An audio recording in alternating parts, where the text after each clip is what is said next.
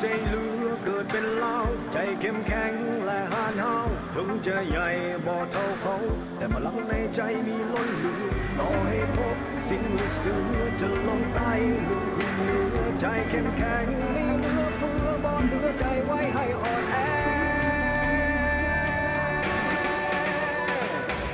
เมื่อพลังยังมีอยู่ที่ใจแม้จุดมุ่งหมายยังอีกไกลจะบ่ท้อใจ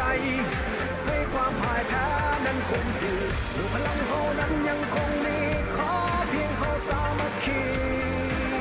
กันไว้จุดหมายคงบ่ไกลเกินฝัน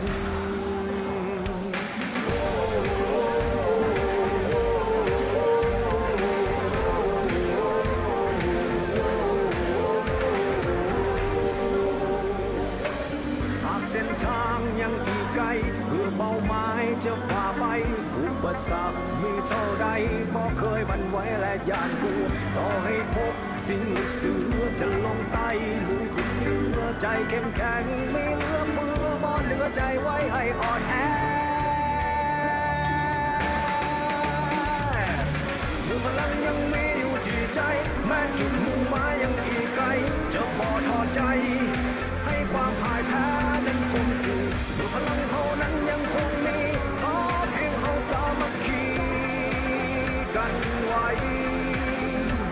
จุดหมายคงบ่ไกลเกินฝัน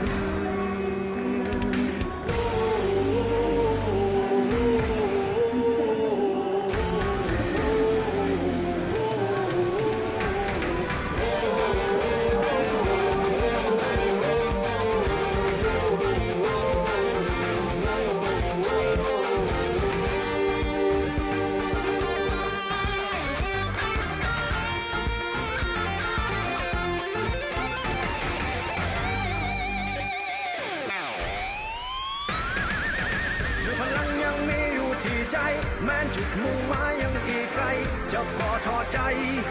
ให้ความพ่ายแพ้นั้นคงอยู่เมื่อพลังเฮานั้นยังคงมีขอเพียงเฮาสามัคคีกันไว้เมื่อพลังยังมีอยู่ที่ใจแม้จุดมุ่งหมายยังอีกไกลจะบ่ท้อใจให้ความพ่ายแพ้นั้นคงอยู่เมื่อพลังเฮานั้นยังคงมีขอเพียงเราสามัคคีกันไว้จุดหมายคงบ่ไกลเกินฝัน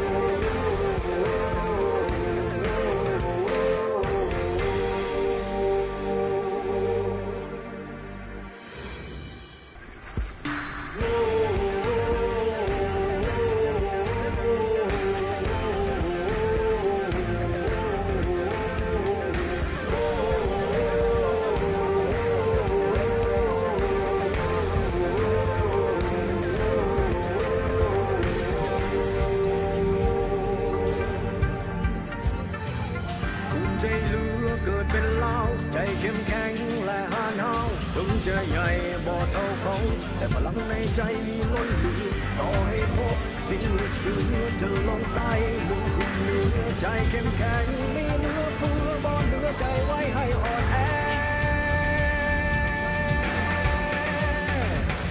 เมื่อพลังยังมีอยู่ที่ใจแม้จุดมุ่งหมายยังอีกไกลจะบ่ท้อใจ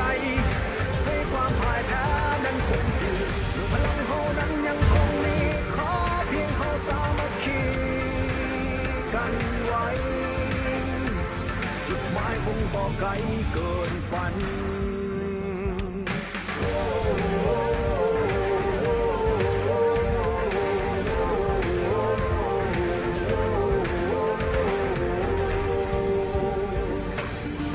เส้นทางยังอีกไกลเพื่อเป้าหมายจะฝ่าไปอุปสรรคมีเท่าใดบ่เคยบั่นไหวและยานกลัวต่อให้พบสิ่งลึกซึ้งจะลงใต้ลุยขึ้นเหนือใจเข้มแข็งไม่เหลือเฟือบ่เหลือใจไว้ให้อ่อนแอ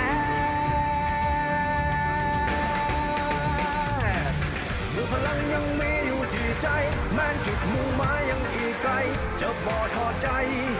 ให้ความพ่ายแพ้นั้นคงอยู่ด้วยพลังเฮานั้นยังคงมีขอเพียงเฮาสามัคคีกันไว้ จุดหมายคงบ่ไกลเกินฝัน